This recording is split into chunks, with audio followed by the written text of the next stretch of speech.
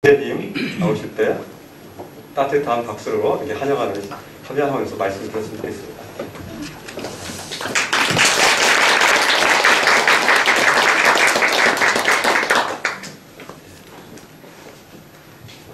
이렇게 환영해 주셔서 감사드리고 또 소재를 불러주셔서 감사를 드립니다.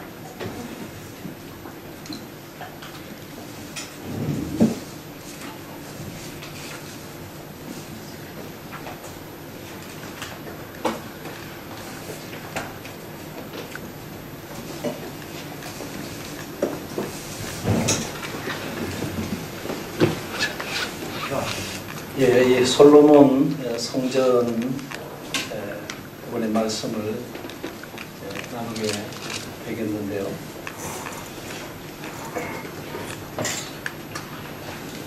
한 20여 년 전에 주님 이런 말씀들을 제 심령에 계속 묵상하게 하셨고 또 지역교회의 필요에 따라서 준비를 하게 해주셨습니다. 이런 말씀들을 묵상을 하게 되어질 때에 어떤 이제 건강이 되어질 수 있었던 이런 부분들은 77년도 처음에 그때 이제 울산을 가끔씩 부산 동네 교회에 이춘우님께서 주셨습니다. 그래서 광야 성막에 관한 부분의 말씀을 그때 나누어 주셨는데 그 말씀이 너무 참 바르고 오묘했고 그때 그 말씀을 증거하시던 형님의 이런 이제 제수처라든지 또 표정이라든지 이제 그 번제단과 이제 물두멍 그 안에 이제 그 성전 안에까지는 이제 들어간 기억이 없고 번제단과 이 물두멍을 이제 오가면서 말씀을 나누어 주셨는데 하나님 말씀이 저런 그 오묘한 맛이 있구나, 저런 말씀 속에 저런 의미들이 담겨져 있구나 하면서 제 심령에 참 대단한 제 영적 자극이 되어서 그랬었습니다. 그때 이후로 이제 구약을 함부로 봐서는 안 되겠고 그 다음에 모든 이 구약의 말씀 속에는 전에 기록한 것은 다 우리의 교훈을 위하여 기록하셨다고 하신 로마서의 15장의 말씀을 통해서 이 구약 말씀 속에 오늘을 살아가고 있는 이 성도들의 실제 삶 속에 적용이 되어져야 될 교훈들이 담뿍 담겨져 있고 그 다음에 그 말씀들 속에 예수 그리스도의 십자가의 보혈이 매기가 흐르고 있다는 사실을 간과해서는 안 된다고 하는 이 두 가지를 제 마음에 늘 두고 구약의 말씀을 보게 해 주셨다 했었습니다. 그래 어쩌면 이제 솔로몬 성전 이제 이 성막에 관한 이제 부분들이 그 후에도 여러 이제 차례에 여러 형님들을 통해서 들을 기회가 있었는데 이 솔로몬 성전에 관한 이런 부분은 서점을 온제 서점을 다 뒤지고 서울의 큰 서점들을 일부러 올라와서 뒤져봐도 이 솔로몬 성전에 관한 부분은 크게 이렇게 참고할 만한 그 책자가 없었어요. 그래서 그러나 이제 이 솔로몬 성전 속에 그 하나하나 담겨져 있는 그 교훈들이 계실 텐데 하고 오늘 사모하는 마음으로 말씀을 묵상해 갈 때에 주님께서 아주 참 귀한 것들을 길어내게 해 주셨습니다. 이번에는 제한된 시간 속에서 한 부분만 좀 살펴보셔야 되겠는데요. 이제 이 헤롯 성전입니다. 솔로몬 성전 이후에 그 솔로몬이 범죄하게 되고 르호보암과 여로보암이 이제 나누어지고 그 후에 그 722년 BC 722년에 북이스라엘은 아시리아 제국에 의해서 망하게 되고 남유다는 606년, 597년, 568, 586년 이렇게 해서 3차 바벨론으로부터 이제 침공을 받으면서 이 타대파가 되어지게 되고 그들이 이제 바벨론으로 이제 포로로 붙들려가게 되어졌죠. 그래서 다니엘 예언대로 물론 이제 예레미야서에 기록이 되어진 대로 70년 포로 생활이 마쳐진 후에 이들이 이제 돌아올 것이 기록이 되고 또 다니엘도 그 말씀을 보면서 곧 돌아갈 날이 임박했다는 사실을 다니엘이 알고 이제 기도 드리게 되는데 그 스룹바벨 인도하에 1차 포로 귀환 자들이 에스라서의 1장에 돌아오게 되고 그 다음에 이제 에스라를 통해서 2차 귀환, 느헤미야를 통해서 3차 귀환자들이 돌아와서 스룹바벨 성전이 재건이 되고 이 성전은 이제 헤롯이 다시 이스라엘 백성들의 마음을 얻고자 상당히 이제 확장시켜 가지고 이 뜰을 넓게 하고 다시 이제 중건한 헤롯 성전이 되는 것입니다. 이방인의 뜰이 있고 이스라엘의 뜰이 있고 이제 미문을 거쳐서 여인의 뜰이 있고 안쪽에는 이제 제사장 뜰이 나오게 되어지는데요. 광야에서 만들어졌던 이 성막과 이 성전에 대한 이제 비교라든지 그 차이점이라든지 또 이 성전이 왜 필요했는가에 대한 이런 내용들을 오늘 이제 그냥 다 건너뛰게 되겠습니다. 우리가 주님 은혜로 이방인의 뜰이라고 하는 이곳 정도밖에 우리가 들어갈 수 없던 사람들인데 하나님의 은혜로 지금 우리가 이스라엘 뜰을 훌쩍 넘어서 이제 여인의 뜰을 지나서 이스라엘 남자들이 들어갈 수 있고 이제 제사장들이 출입하는 우리는 이 뜰 앞에까지 하나님의 은혜로 우리가 지금 들어가 보게 되겠습니다. 오늘 함께 이제 상고하고자 하는 범위는 낭실 중심으로 오늘 내일 거쳐서 나누게 될 것 같습니다. 열왕기상 6장을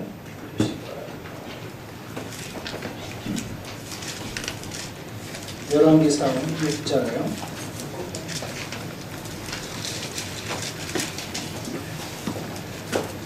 5장에서는 이제 이 솔로몬 성전 그 기초가 어떻게 나아졌는가 하는 내용이 나오게 됩니다. 6장으로 넘어가세요. 열왕기상 6장 1절 이스라엘 자손이 애굽 땅에서 나온 지 480년이요 솔로몬이 이스라엘 왕이 된 지 4년 15월 곧 둘째 달에 솔로몬이 여호와를 위하여 성전 건축하기를 시작하였더라. 솔로몬 왕이 여호와를 위하여 건축한 성전은 길이가 60규빗이요 너비가 20규빗이요 높이가 30규빗이며 성전의 성소 앞 주랑의 길이는 성전의 너비와 같이 20규빗이요 그 너비는 성전 앞에서부터 10규빗이며 성전을 위하여 창틀 있는 붙박이 창문을 내고 우리가 함께 이제 볼 내용은 이 3절에 2절과 3절에 해당되는 이 부분이 되겠습니다. 이제 개역 개정에서는 여기 주랑이라 되어져 있고요. 역대하 29장 6, 7절에서는 우리 조상들이 범죄하여 우리 하나님께 범죄하게 되고 이제 이런 내용이 나오고요. 여호와의 성소를 등지고 또 낭실의 문을 닫으며 등불을 끄고 성소에서 분향하지 아니하며 역대하에서는 그대로 이제 낭실로 나오고 있습니다. 개역 성경에서는 성전의 성소와 낭실이다 이렇게 되어져 있습니다. 이 기둥 조자를 서서 기둥이 있는 현관과 같은 그대로 이제 영어도 이제 뭐 주랑이나 현관, 또 낭실 이렇게 되어져 있었습니다. 이 성전의 부속실이 되어지는 낭실의 너비가 치수가 명시가 되어져 있고, 그 다음에 성전과 함께 언급이 자주 되고 있다고 하는 것입니다. 길이가 60규빗이고 너비가 20규빗이고 높이가 30규빗이 되는 성전을 2절에서 말씀하고, 성전의 성소 앞에 있는 낭실의 길이가 성전의 너비와 같이 20규빗이고 낭실의 너비는 성전 앞에서부터 10규빗이며 이런 말씀들이 이 낭실의 의미를 알면서 이 말씀을 좀 묵상하게 되어질 때는 참 하나님의 은혜가 아닐 수가 없었습니다. 자, 이제 이 성막이죠. 동쪽으로 문이 있고 번제단이 있고 물두멍을 통과해서 휘장을 젖어서 이제 바로 성소로 이렇게 들어가는 것이 성막의 도면이 되고 구조가 그렇게 되어져 있습니다. 근데 성전은 지성소와 성소와 함께 이렇게 연접되어져서 낭실을 짓도록 했다고 하는 것입니다. 예배소 3장에서 이 말씀을 읽으면 하나님의 그 비밀, 이 교회의 비밀이 어떠한 것인지 또 깨달을 수 있을 것이다. 이런 말씀이었습니다. 이 구약에는 감추어져 있었어요. 역시나 이제 이 성전이 구약임에도 불구하고 이 성막에는 없는 이 낭실이 성전 건축 때에는 이 부속실이 있음으로 말미암아 참 여기에 담겨져 있는 하나님의 은혜가 대단히 이제 참 지대하구나 하는 것을 찾아볼 수가 있었습니다.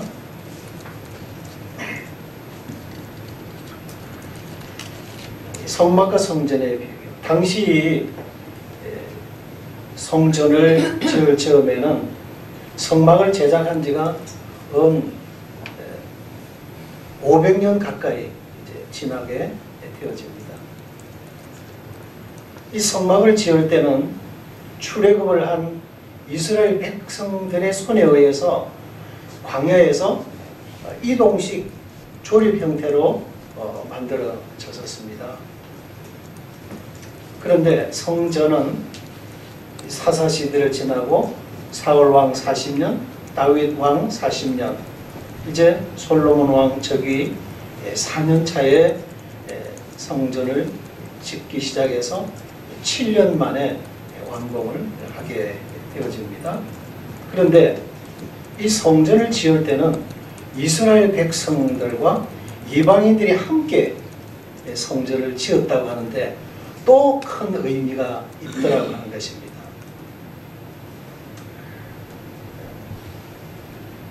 예수님을 십자가에 못 박을 때는 이스라엘 백성이 단독으로 예수님을 십자가에 처형시킬 수가 없었습니다. 저들은 헤롯과 손을 잡았고 저들은 또 헤롯만도 안 되죠. 로마인들과 함께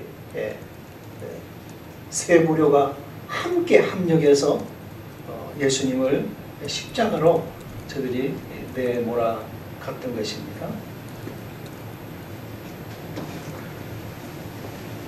그래서 이 성막에는 없는 것이 이제 못바다라든지 또 이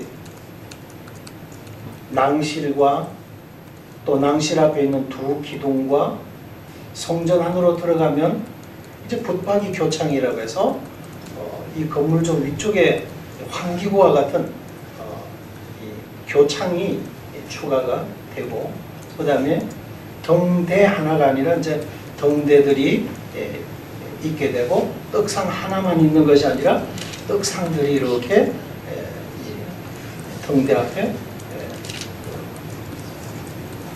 진열이 좀 되게 되어져 있다고 하는 것입니다. 그 다음에 이제 낭실이 있고 낭실에 문이 있는데요. 이제 낭실의 문은 성전으로 들어가는 진입로가 됩니다. 낭실의 문을 통과하지 않고는 성전으로 들어갈 수가 없게 돼요. 저들이 낭실의 문만 폐쇄를 시켜버리면 성전을 들어갈 수가 없게 되어지게 되어 있었습니다.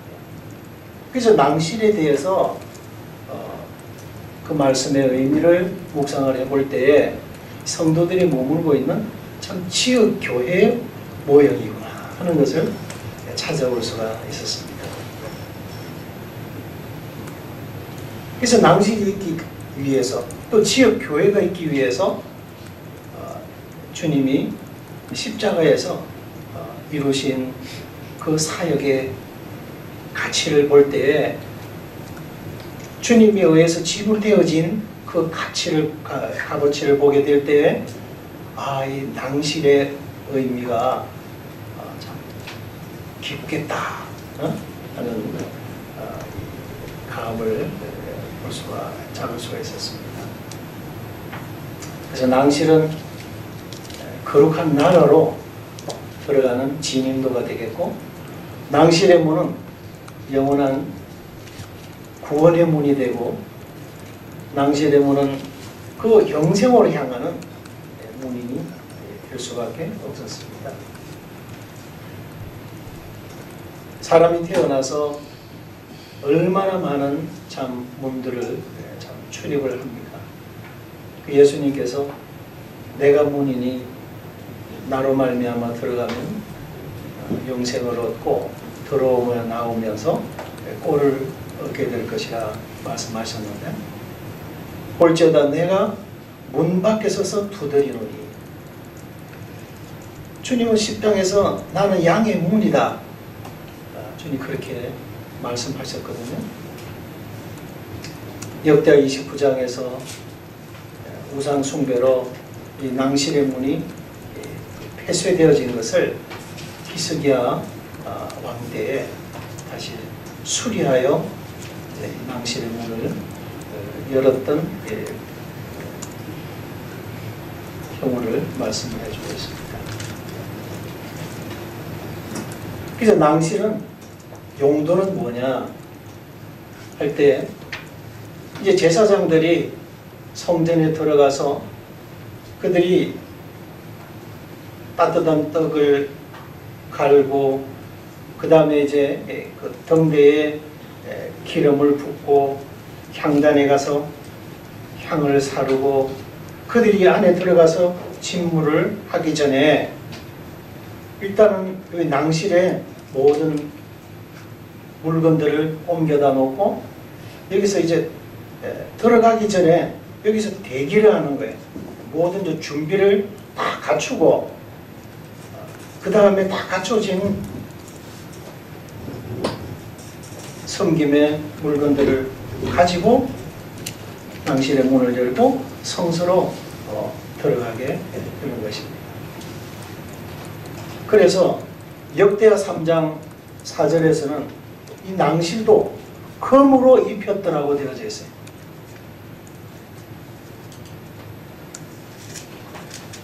이 성전의 넓이와 낭실의 길이가 같게 말씀하셨어요.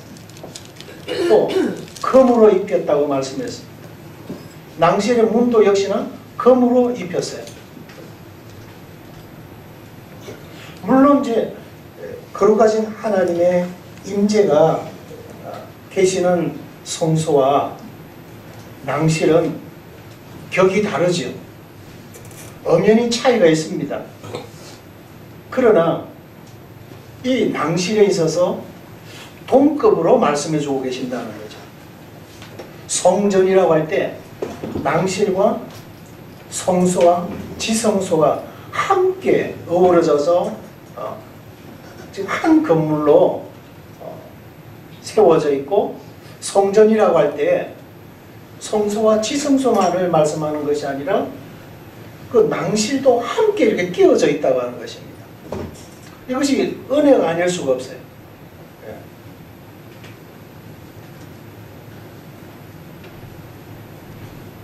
우리가 지역교회에 참 소속이 되어져 있습니다만, 하나님께서는 이 교회를 보실 때에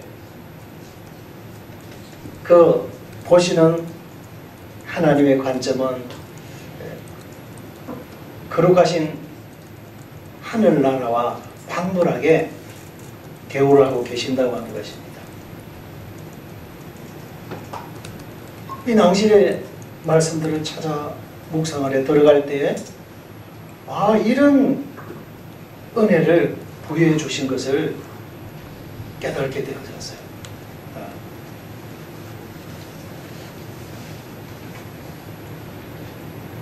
그 제사장들이 성소에 들어가서 관유와 떡과 향연으로 예배를 바로 이제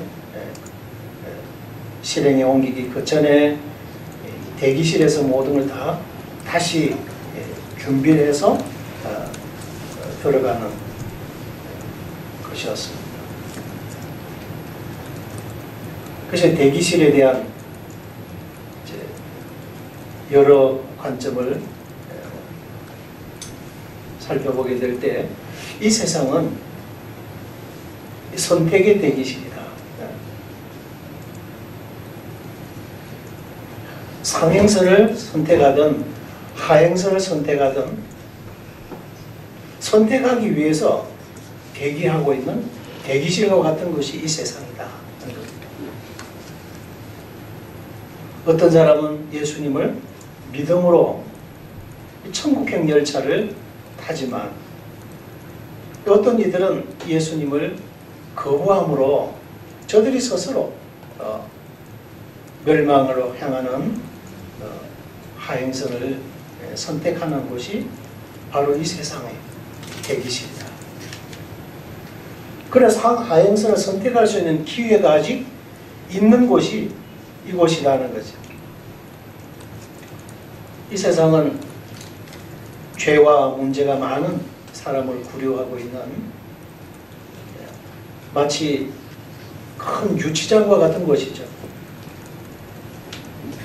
죄 없는 인생이 없습니다. 그러나 그 사람의 죄의 유무가 그 가름이 되어지는 것이 이 유치장이죠. 이제 죄가 있으면 구치소로 이감이 되어집니다. 거기에서 죄가 없다라고 판정이 나면 그 사람은 곧 바로 유치장에서 석방이 되어집니다. 유치장에서는 암흑의 시라고 인격이 여전히 존중을 받는 것입니다. 그러나 자유가 없는 것이죠.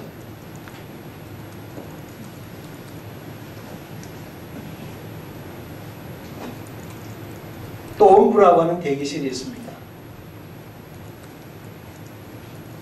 불신 가운데서 죽은 영혼들이 형량을 판결받고 이제 형무소로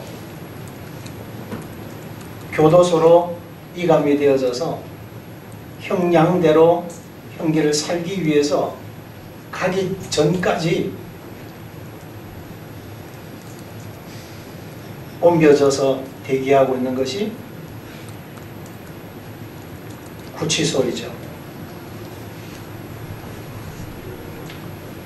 여기는 이제 선택의 기회가 없는 것입니다.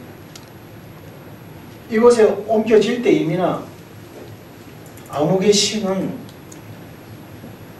사라지고 이제 번호로 다 분류가 되는 곳이죠. 누가복음 16장 부자와 나사로의 말씀에서 내가 이 엄부의 불꽃 가운데서 고민하나이다. 지옥과 버금가는 그러나 그 영영한 지옥과는 사실상은 그 형벌과는 비교가 되지 않는 곳이지만 지옥을 방불하는 멸망의 영영한 처소와 방불한 곳임을 우리가 누가복음 16장에서 그 부자가 뜨거운 불구덩이에서 아브라함의 품에 있는 나사로를 보고 손가락 끝에 물을 찍어서 내 혀를 서늘하게 해 주십시오.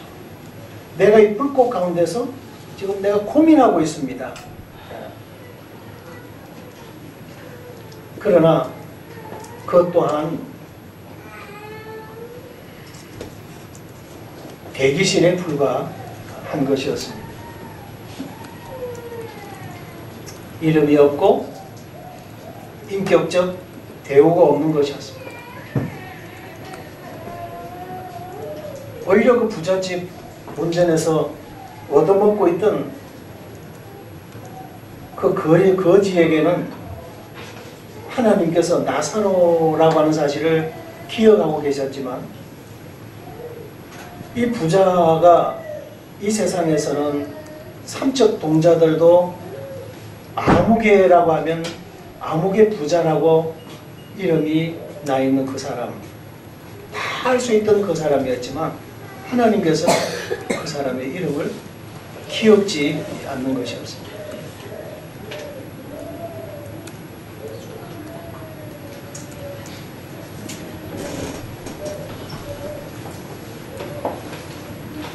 사망과 엄부, 요한계시록에 보면 사망과 엄부가 그들을 죽음 가운데서 내어주네. 그래서 사망은 육체의 죽음을 관장하고 부활 직전까지 부류시키고 있는 무덤이라고 한다면, 엄부는 그 영혼이 나가 있는 고통받는 것인데 이제 부활을 통해서 결합이 되어지고 그 영영한 불구덩이에 이제 들어가게 되는, 그 직전까지 대기하고 있는 것이 불신자 영혼들이 가서 대기하는 것, 이것이 엄부라고 하는 것이죠. 둘째 부활로 영과 육이 결합이 되어져서 영영한 불못에 던져져서 망하는 것. 그래서 이 세상은, 이 세상의 모든 죄인들이 머물고 있는 곳이 이 세상 대기소이며,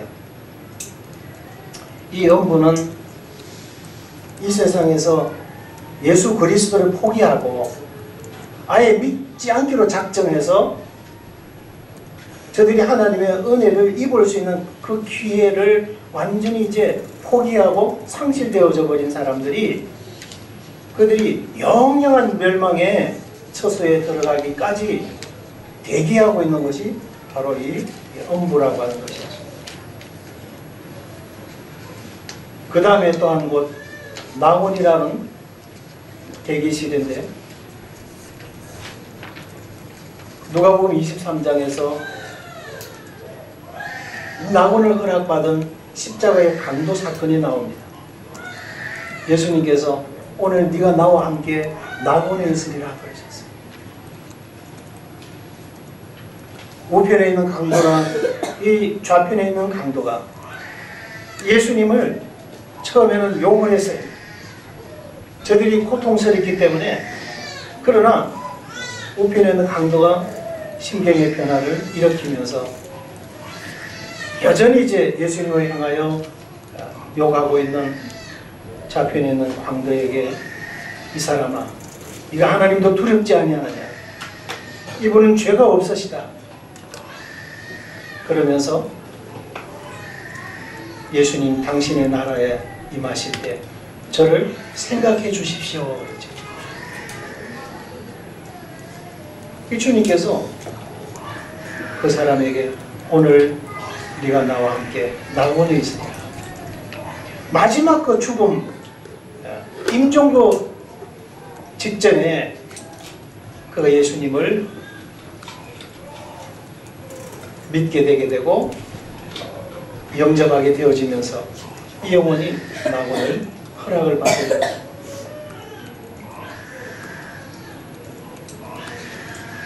구원받고 주님 나라 가신 성도들이 이 영광의 부활을 기다리면서 지금 쉬고 있는 대기소. 물론 이제 조금씩 분별을 이 부분에서 달리하시는 분들이 있습니다만, 바로 우리가 주님 나라 간다. 물론 이제 우리가 다 주님 나라 갑니다.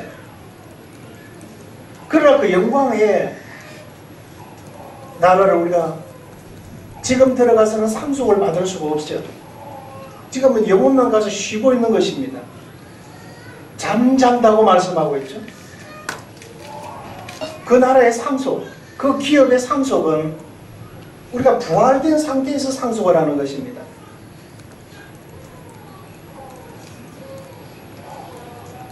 이 사도 바울이 가본 셋째 하늘이 이 낙원이라고 말씀하고 있습니다. 이 가히 사람의 말로 표현될 수 없는 이 세상의 언어로 그 아름답고 경이로움에 대해서 표현을 해낼 단어가 없는 경이로운 곳임에 틀림이 없는 것이었습니다. 이것을 일컬어서 낙원이라고 말씀했습니다. 내가 몸 안에 있었는지 몸 밖에 있었는지 나는 알 수 없다 그랬습니다. 너무나 거리가 가깝고 잠깐 순간에 다녀올 수 있었던 곳이었기 때문에 너무나 현실적으로 바로 이루어진 듯한 느낌을 그가 가졌기 때문에 몸 안에 있었는지 몸 밖에 있었는지를 구분할 수 없었다고 그가 고백을 하고 있습니다. 그러나 분명한 것은 그가 그의 영이 가서 본 것이에요.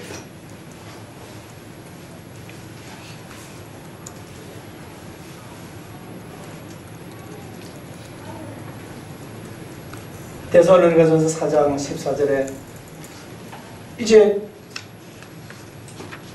부활에 대한 이 소망에 대해서 성도들이, 데살로니가 성도들이 궁금한 마음들이 있었습니다. 먼저 주님께 날아간 성도들은 어떻게 될 것인가? 그 영광의 참여를 어떻게 할 것인가? 왜? 곧 오실 주님으로 기다리고 있었기 때문에. 그들이 살아서 주님 나라 곧 갈 것으로 당시 성도들도 소망하고 기다리고 있었기 때문에 먼저 주님의 품으로 들어간 성도들은 어떻게 될 것인가에 대한 궁금한 마음들이 있었어요. 그래서 믿지 아니하는 자들처럼 우리가 슬퍼할 필요가 없다는 사실을 내가 너희로 모르기를 원치 아니하여 이 말씀을 기록한다라고 말씀하고 있어요. 주님이 오실 때에 공중 재림하실 때에 잠자는 그 성도들의 영혼을 다 데리고 오실 것을 말씀했습니다. 그래서 그 성도들이 먼저 일어나고 그 다음에 우리가 살아있는 성도들도 한순간 그 다음에 이제 변화가 되어지면서 그들과 동시에 함께 주님의 그 영광에 참여하게 될 것을 말씀하고 있습니다. 그 영광의 그 나라, 그 기업의 상속은 우리가 부활한 상태에서 받게 되어지는 것이죠. 그래서 주님은 그날 그들을 다 그 쉬는 영혼들을 성도들의 영혼들을 다 데리고 오셔서 약속하신 말씀대로 저들에게 부활의 영광을 입게 해 주신다고 하는 것이죠. 호련히 다 한순간 일어나게 하실 것을 말씀하시고 썩은 몸이 썩지 아니할 것으로 변화될 것을 말씀해 주셨습니다. 구약에는 의인의 음부와 악인의 음부가 있었습니다. 누가복음 16장에 그 말씀이 나오는 거죠. 그래서 이 악인의 음부와 의인의 음부 그 사이에 큰 구렁이 끼어 있어서 서로 바라볼 수는 있었어도 건너갈 수는 없게 하셨다고 말씀했습니다. 근데 이제 에베소서 4장에 보면 제가 위로 오르실 때에 부활하셔서 위로 오르실 때 그 사로잡힌 자들은 다 사로잡으시고 말씀하고 있습니다. 이 대부분 먼저 된 성도님들이 행들의 분별이 그 사로잡은 자들을 사로잡으셨다고 하는 말씀은 의인의 음부에 있던 성도들을 이제 낙원으로 옮겨졌다. 그래 지금 의인들이 있던 그 음부 야곱이 내가 슬피 울며 내가 음부로 가리라. 이 모든 일이 나를 다 해롭게 하는 것이고 고통스럽게 하는 것이다. 요셉도 잃어버렸고 이제 베냐민도 너희들이 지금 데려가려고 하니 이 모든 것이 나를 다 슬프게 하고 해롭게 하는 것이고 나로 슬피 울면서 음부로 내려가게 하는 일이라고 할 때에 그 의인의 그 음부가 지금은 비어있다고 하는 것이죠. 그 주님이 십자가에 운명하실 때에 그 한 강도와 함께 들어가셨던 것이 낙원이시고 부활 때까지 주님이 그곳에서 기다리셔서 이제 그곳에서 오셔서 주님이 부활을 하셔서 영광의 나라로 우리 주님이 들어가신 것이죠. 이제 저는 그렇게 분별하고 있습니다. 그러면 이 교회는 어떤 대기실이냐? 교회는 주님 맞이할 대기실이다. 이 교회는 지역교회이기도 하고 또 보편적인 우주적인 이 교회일 수도 있습니다. 그러나 우리 현대자매님들은 여기 대학로 교회에서 다시 오실 소망의 주님을 지금 열망하고 계시는 것이죠.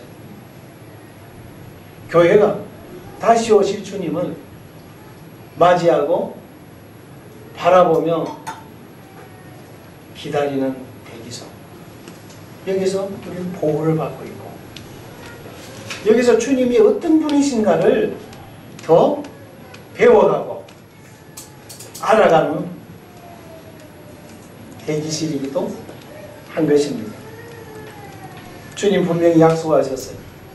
요한복음 14장에서 내가 처소를 예배하러 가는데 가서 처소를 딱 예배하면 주님이 다시 오실 것을 말씀하셨어요. 내가 고아와 같이 너희를 버려두지 아니한다고 말씀하셨습니다. 그런 처소가 없다면, 그런 처소가 없다고 내가 너희들에게 이야기했을 것이다.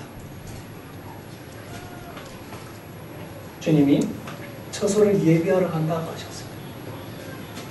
그것이 이제 다 되면, 그것이 완성이 되면, 하나님의 시간이 이르르면 주님 우리를 다시 데리러 오실 것입니다.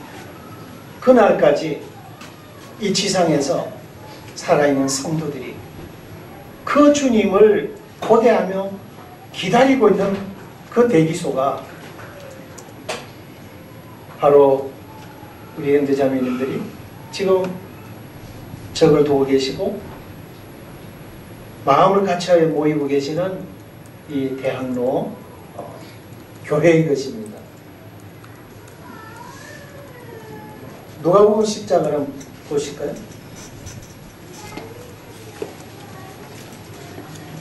누가복음 10장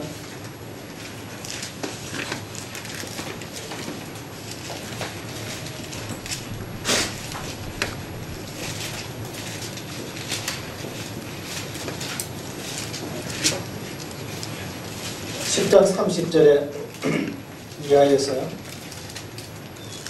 예수께서 대답하여 이르시되 어떤 사람이 예루살렘에서 여리고로 내려가다가 강도를 만나매 강도들이 그 옷을 벗기고 때려 거의 죽은 것을 버리고 갔더라.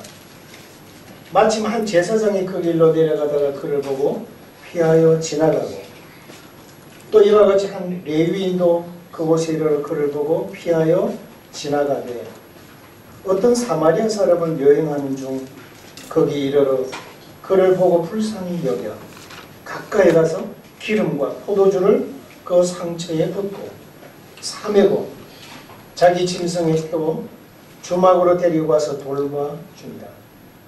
그 이튿날 그가 주막 주인에게 데나리온 둘을 내어주며 이르되 이 사람을 돌봐주라. 비용이 더 들면 내가 돌아올 때에 갚으리라 하였으니 내 생각에는 이 세 사람 중에 누가 강도 만난 자의 이웃이 되겠느냐. 이르되 자비를 베푼 자니라. 예수께서 이르시되 가서 너도 이와 같이 하라 하시니라. 물론 이제 강도 만난 이웃의 진정한 이웃이 누군가에 대한 그 비유적으로 이 주막을 말씀하셨습니다. 그러나 이 주막이 가지고 있는 상징적 의미가 크다고 하는 것이에요.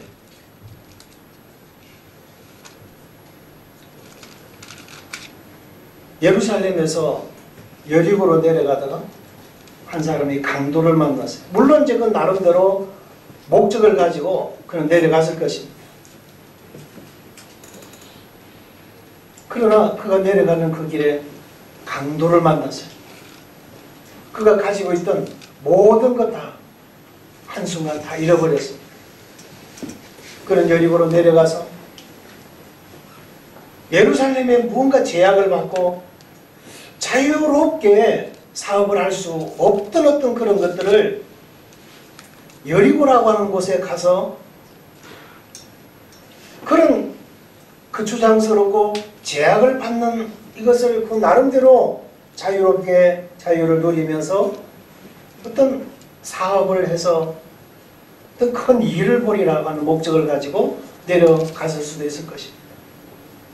그러나 강도를 만나면서 그 모든 꿈은 한순간 다 깨어져 버리고 사라져 버렸습니다.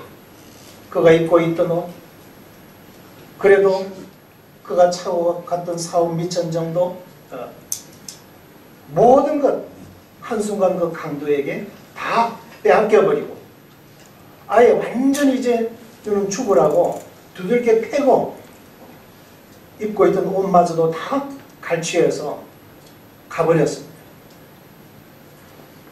그럼 모든 것이 이제 다 한순간 강도를 만나면서 그 꿈이 다 깨어져 버렸습니다.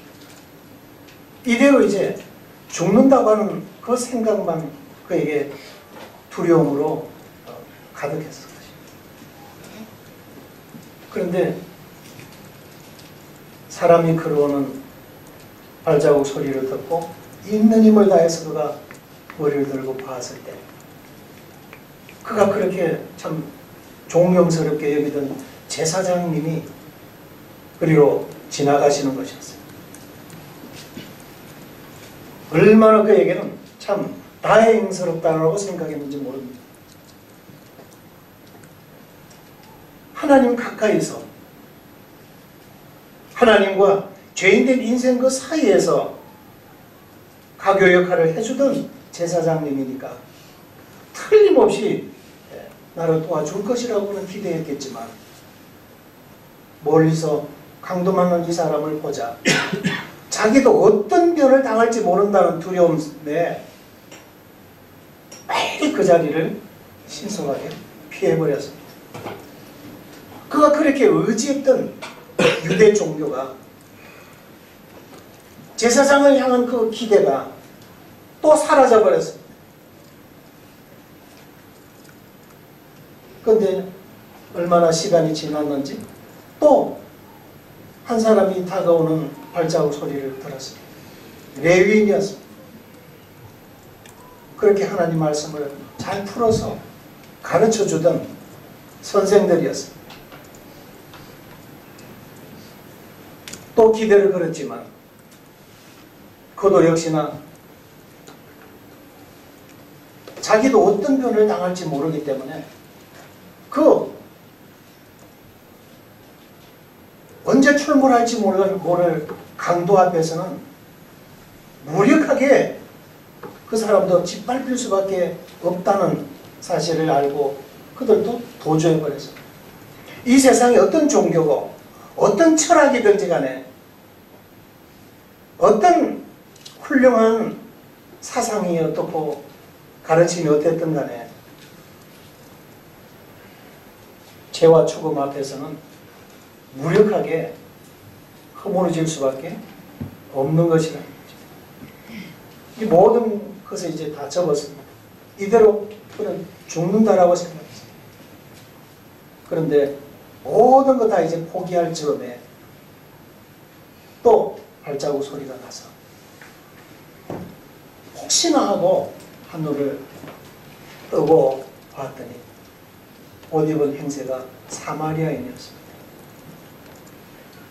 이 사람에게는 제사장도 돕지 못했고 레위 사람도 도울 수 없었기 때문에 이제 옷 입은 행세를 보니 사마리아인이었기 때문에 아예 기대 자체를 그는 걸질 않았었습니다. 왜냐하면 유대인과 이 사마리아인은 서로 상종할 수 없는 어떤 나름대로 그들의 어떤 역사관을 가지고 있어요.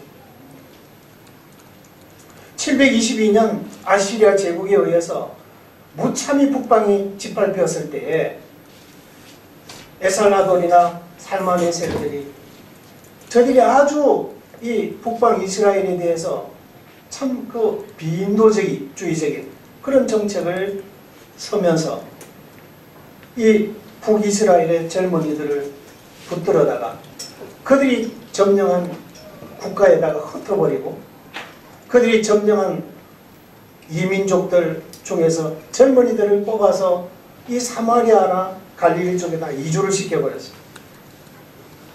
그러면서 그들이 어떤 종교성 자체를 말살시켜버렸고 그들이 모일 수 있는 어떤 그런 민족성 자체도 아주 말살시켜버렸습니다. 그리고 아주 혼혈이 되게 해버린 것입니다. 솔로몬에게 말씀한 대로 그들이 하나님을 버리고 하나님의 말씀을 경히 여기면 경멸히 여기면 하나님께서 그들을 경멸히 여길 것을 말씀하셨습니다. 저들의 여로보암을 따라 나아갈 때에 일반인 가운데 제사장을 세우고 적어도 이스라엘 사람이면 7절기 가운데 6월절과 오순절, 장막절 이 3번 정도만큼은 예루살렘에 와서 하나님 앞에 얼굴을 보여라고 말씀했기 때문에 1년에 적어도 북쪽에 흩어져 있는 열민족이 예루살렘을 내왕해야 될 입장에 있었습니다. 그러다 보면 자주 내왕하다 보면 이제 로보암 쪽으로 마음들이 기울어져서 그리로 이주할 확률이 높다는 것을 여로보암이 알고 아예 이제 출입을 차단시켜 버렸습니다. 그리고 금송아지를 세우고 애굽에서 우리를 인도해낸 여호와라고 하고 거기에서 하나님 앞에 분향하도록 해서 하나님의 말씀에 대해서는 저들이 아주 소경이 되도록 운민정책을 썼죠. 그래서 하나님 말씀을 여로보암 정책적으로 성경 말씀을 보지 못하도록 했고 그들이 우상을 따라 섬겼었습니다. 그렇기 때문에 일찍이 북이스라엘이 그렇게 망해버렸던 것이었어요. 성지순례를 해서 몇 차례 이스라엘 다녀온 경험이 있는데요. 참 그 베두인들, 목동들, 이스라엘 사람들도 아니면서 이 나라 저 나라 전쟁이 있을 때마다 국경을 오가면서 피신해 다니는 저들의 피 속에 북방 이스라엘 민족의 피가 흐르지 않을까 하는 생각이 참 안타까운 마음으로 보았던 적이 있습니다. 저들이 하나님을 버리고 저들이 하나님의 말씀을 버렸기 때문에 저들은 회복될 수가 없었던 것이었습니다. 완전히 혼혈이 되어져 버렸던 거죠. 그러나 597년도에 2차 바빌론에 의해서 남방 유다가 침략을 받고 다니엘이나 에스겔이나 사드락 메삭 하나냐 미사엘 아사랴 이런 참 명석한 청년들이 바벨론으로 많은 청년들과 함께 포로로 붙들려 갔습니다. 그러나 저들이 포로로 붙들려 가면서 그들의 가슴 속에 두루마리를 숨겨갖고 그들은 그곳에서 시나고그를 만들고 흩어진 그들의 디아스포라 후예들을 위해서 소위 주일학교처럼 그들은 그 회당을 짓고 모여서 탈무드와 이 토라를 가르쳤던 것이었죠. 그들은 하나님의 말씀을 보았기 때문에 예레미야서 25장이나 29장에 기록된 대로 70년 포로가 마치면 우리는 다시 돌아간다고 하는 소망을 가지고 그들은 고대를 하며 기다리고 있었던 것이었죠. 그러나 북방 이스라엘은 달랐던 것입니다. 그들이 남방 유다는 돌아왔지만 그들은 여전히 이산되어져서 그래서 아예 갈릴리의 이방의 갈릴리오라고 말씀 마태복음에 기록이 되어져 있을 정도로 아예 이방인들이었습니다. 그래서 사마리아인 하면 유대인들이 그들이 식사를 장터에서 식사를 하다가도 이 사마리아인이 그림자만 스쳐 지나가도 그들은 그 도시락을 쓰레기통에다가 버릴 정도로 이 사마리아인과는 상종질 안 했던 거죠. 그래서 사마리아 여자인 나에게 물을 달라 그럽니까? 요한복음 4장에서 사마리아 수가 여인이 예수님께 그렇게 질문을 던진 부분들도 있죠.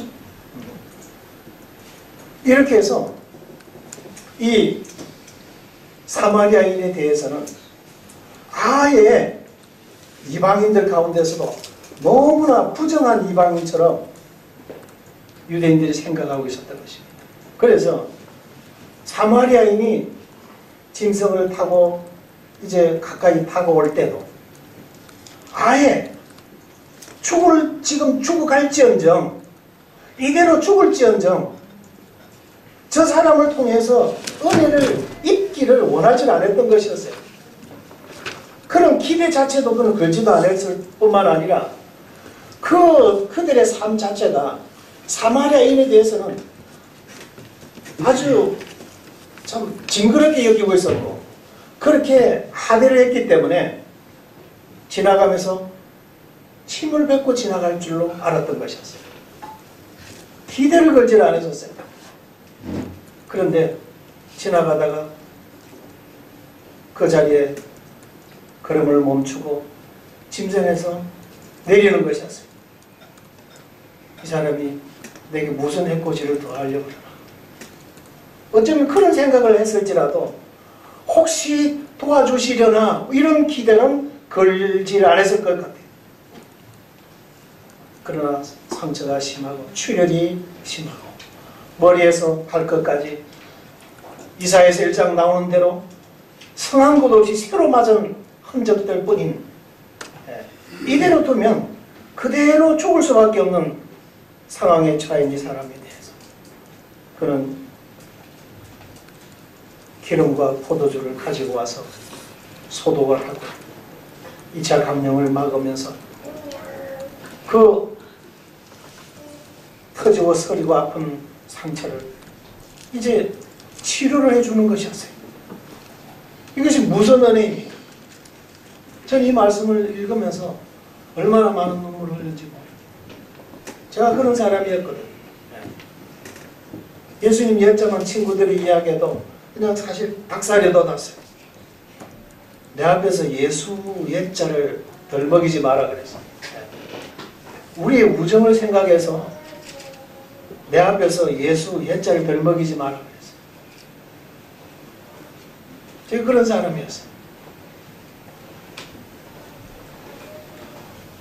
이 강도 만난 이 사람에게 참으로 분에 넘치는 긍휼과 참 그 따뜻한 사랑을 쏟아 부어주는 것이었어요. 그래서 그는 의식이 또렷했지만 제대로 눈을 뜨고 이 사마리아인을 바라볼 수가 없었습니다. 지금 자신이 은혜를 입고 있지만 내게 이 은혜를 베푸는 분이 어떻게 생겼는가 볼 수가 없었습니다. 그 사랑 앞에 그저 그는 눈물만 흘릴 수밖에 없었습니다. 달리 아무 감사하다고 너무너무 그 은혜가 기대를 걸었던 이들은 다 자신을 버리고 멀리해버렸지만 자신이 외면할 뿐만 아니라 참 나는 벌레요 사람이 아니라 시편 22편의 말씀대로 그렇게 취급했던 그분이 내게 말로 할 수 없는 이 은혜를 지금 붓고 계시는 여기에 그가 뭐라고 하겠어요? 그는 자신이 타고 갔던 그 짐승에 있는 힘을 다해서 이 사람을 태웁니다. 눈을 제대로 뜰 수가 없었어요. 감당할 수 없는 이 사랑 앞에. 그리고 어디론가 걸어서 주막으로 데려가더니 그 주막 앞에서 내려서 이제 주막 주인에게 와서 도와달라 그러고 이 강도 만난 그만 죽게 된 이 사람을 이제 집으로 옮기고 치료를 잘 부탁을 하고 이 사람에게 빨리 원기가 회복이 되기를 당부하면서 좋은 것으로 참으로 만난 것으로 영양이 많은 것으로 충족시켜줘서 빨리 기력이 회복이 되기를 주막 주인에게 당부하면서 자신에게 있는 2데나리온을 꺼내서 이제 주막 주인에게 맡기고 혹시 부비가 더 들면 자기가 가서 일을 마치고 돌아오는 길에 갚아주겠다고 하면서 종종 걸음으로 이제 길을 떠나는 것이었습니다. 멀리 이제 주막 문 앞으로 나갈 때 그때서야 비로소 그분의 뒷모습을 쳐다보았습니다.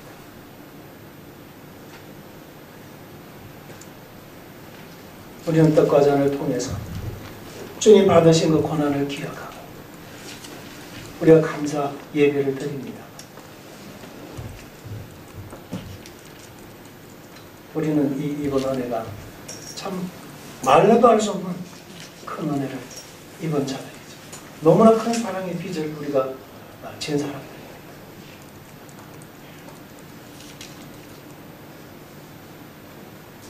점차로 그 따뜻한 주인의 보살핌을 받으면서 이제 상처가 아물고 점점 이제 기력이 회복되어져 가면서 약대 소리가 나거나 당나귀 소리가 나거나 원대서 이제 이 주막을 향해서 오는 그런 소리만 나도 얼른 지금 이제 문을 열어서 행여나 그분인가 지금 사람은 문을 열어서 쳐다보는 것입니다. 이분이 오시기를 기다리는 것입니다. 이 주막에서 그런 곰곰이 누워서 생각합니다. 얼마나 편견을 가지고 얼마나 잘못된 생각을 가지고 이 사마리아인을 그렇게 학대하고 하대했던가. 이 인간이 얼마나 참 못난 존재들이고 그분에 대해서 제대로 감사드리지 못했는데 이제 그분이 다시 오시면 이제 내가 뭐라고 감사드려야 될지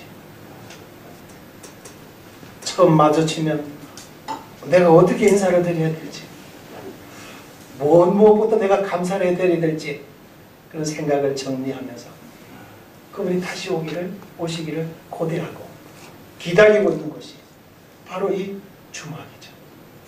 이 강도 만난 이 사람, 이 사마리아인에게 은혜를 입은 이 사람,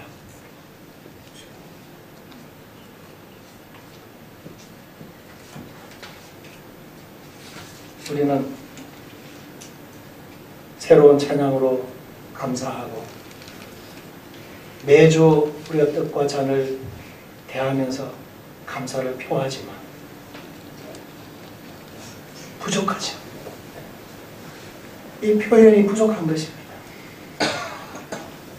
제대로 된 양껏 하고 싶은 참 신령한 그 표현을 제대로 우리가 감사를 못 드리고 있습니다.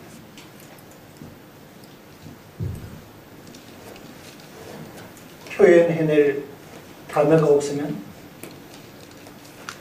표현해야 될 그 상대에 대해서 우리가 제대로 드러낼 수가 없죠.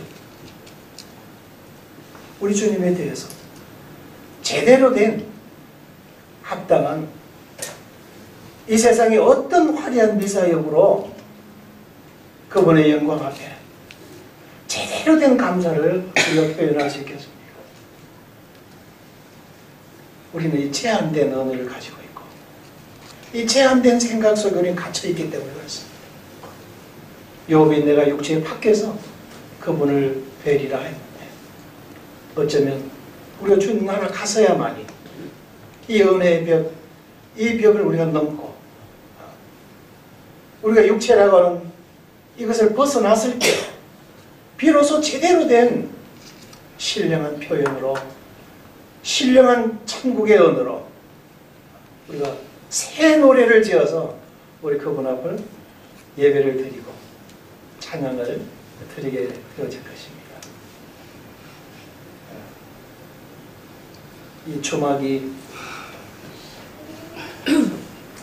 강도 만난 이 사람에게는 참 놀라운 그 회복의 장소이고 쉼의 장소이고 먼 길을 떠나신 이분이 다시 오실 만남의 또한 장소이고 또 이분을 뵙게 될 대기처이기도 한 것입니다.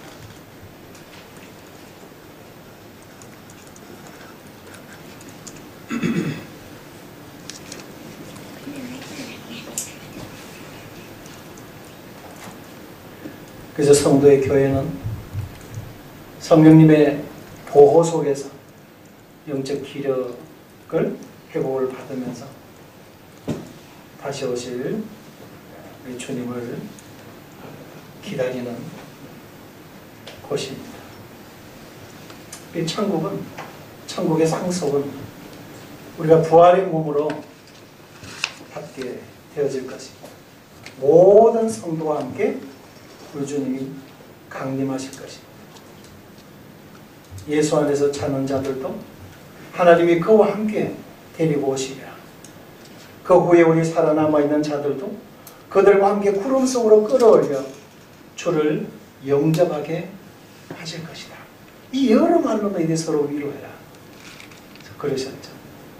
마지막 날발의 호련이 다 우리 살아남은 자들이 변화할 것이고 결단코 앞서지 못할 것이다 그랬어요. 주님 그 나라는 먼저 간 성도들이 먼저 들어가고 또 성도들이 뒤에 들어가는 것이 아니에요. 부활과 함께 우리가 변화와 함께 먼저 주님께로 간 성도들이 다시 이제 부활이 되고 우리가 변화가 되어져서 함께 이제 동시에 들어가게 될 것이고 부활된 몸으로 영광의 나라를 우리가 상속하게 되어질 것입니다. 또 한 가지는 성소와 낭실의 거리입니다. 외소문 바깥이 낭실이에요. 내소는 지성소로 들어가는 문이면 이 외소는 성소 안에서 바깥쪽 낭실로 나올 때 그 문을 이끌어서 외소문이라고 합니다. 낭실에서 성소로 들어갈 때는 낭실의 문이라고 되어 있어요. 같은 문인데도 외소문이라기도 하고 낭실의 문이라 하기도 하는 것입니다. 그래서 모든 성전의 벽이라든지 이 치수가 다 기록이 되어져 있습니다만 이 문 두께에 치수가 없는가 에스겔서라든지 역대기서라든지 열왕기서 말씀을 자세히 다 살펴봤는데도 이 문 두께가 치수가 나와 있지 않으세요.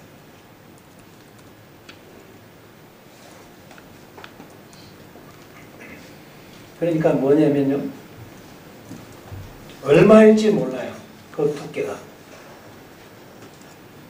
그러나 문 하나 사이로 성소고 낭실이죠. 그죠? 한 걸음 차이예요. 한 걸음 들어서면 성소고 한 걸음 바깥이 낭실이라는 겁니다. 하룻길 되는 내 본향 가까운 곳일세. 찬송가에서는 하룻길 되는 이렇게 표현하고 있습니다만 실제 성소는 낭실을 해서 한 걸음 이 보폭 안에 들어있어요. 조금 뒤에서 재면 조금 더 얼마 몇 센치가 더 차이가 있을지 몰라도 그 거리가 너무 가깝다고 하는 것입니다. 사도 바울이 영광의 주의 나라에 그 나군에 갈 때 시간이 얼마나 걸렸겠습니까? 과학적으로는 뭐 몇 억 광년으로 계산할 거리가 되겠습니다만 영광의 나라는 너무나 가까운 것이에요. 멀지 않아요. 우리가 눈 깜짝할 새에 들어갈 수 있는 곳이 영광의 나라이고 너무나 가까운 거리입니다.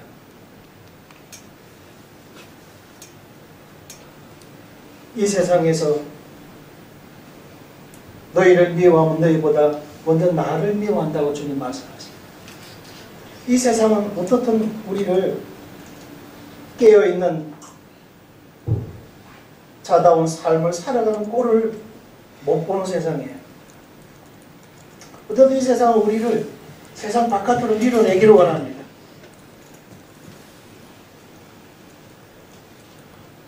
그래 봐야 주님 나라잖아요. 그죠? 한 걸음 차이에요.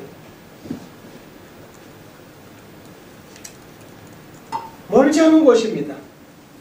바로 인접되어져 있어요. 바로 연접되어져 있어요. 우리가 한순간 눈을 감았다 뜨면 주님 나라입니다. 바로 이 당실과 아버지 하나님의 나라, 그 거룩한 성소는 한 걸음 차이에요. 먼고 두께 치수가 없어요. 오늘이 될 수도 있고 오늘 밤이 될 수도 있고 내일일 수도 있고, 그래서 자다가 깰 때가 되었다고 하는 말씀의 의미들도 이런 말씀들과 함께 우리가 묵상해 볼 필요가 있을 것 같습니다. 또 이 성서의 문에는 33절 이하에서 보게 되면 이 외소문, 즉 낭실에서 성소로 들어가기 위해서 바라보는 그 문입니다. 문이 4짝으로 되어 있어요. 그래서 이렇게 2짝씩 접어서 열도록 이렇게 되어져 있어요. 근데 4짝이 다 펼쳐져서 있으면 여기에 그룹들이 그려져 있어요. 천사들이죠. 또 하나는 종려잎이 그려져 있고, 하나는 또 핀 꽃이 이렇게 활짝 꽃이 피어져 있는 그림으로 되어져 있습니다. 그리고 거기에다가 이제 금으로 입혔던 거죠. 그 나무를 문양을 새겨서 입체적으로 만들고, 그 다음에 이제 금을 입혀서 그 그림들이 그대로 이제 나오도록. 이 성소 바깥에서 희미하게 이제 보이는 거예요.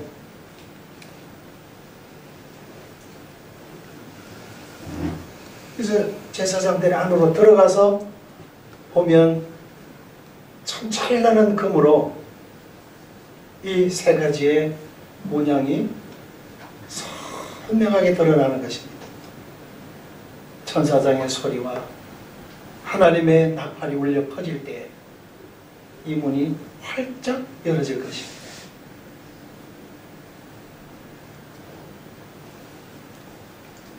주님은 우리를 대환영하기 위하셔서 준비를 하고 계신 거죠.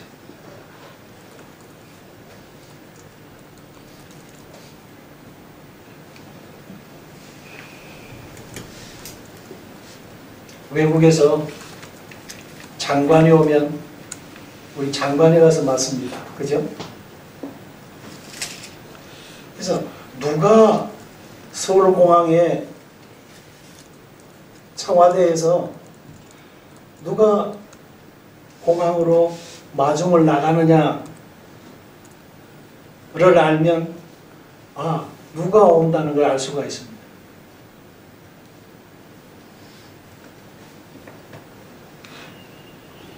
큰 나라에서 장관이 오니까 작은 나라 대통령이 나가서 맞이하는 법이 없죠. 장관이 오면 장관이 가서 환영을 합니다. 주님께서 공중만큼 우리를 마중 나오신다고요. 주님께서 우리를 마중 나오세요. 주님이 친히 마중을 나오시면 우리가 어떤 존재냐 하는 거죠. 주님 앞에 우리가 어떤 존재들이냐 하는 거죠. 주님은 대환영하며 우리를 맞이하실 것입니다. 신랑이 입장하고 그 다음에 신부가 입장하여 웨딩마치를 타고 3분의 2 지점에 이르면 오는 것을 바라보던 신랑이 이제 중간에 마중을 나오죠. 이 그리스도와 교회의 만남에 대한 참 그림자적으로 혼인 예식이 진행이 되고 있습니다. 우리는 우리 스스로 뭐 과대평가할 자격도 없지만 우리 스스로 과소평가할 자격도 없습니다. 주님이 우리를 어떻게 보시느냐, 이것이 중요한 거예요. 주님 앞에 우리가 이런 존재들이다.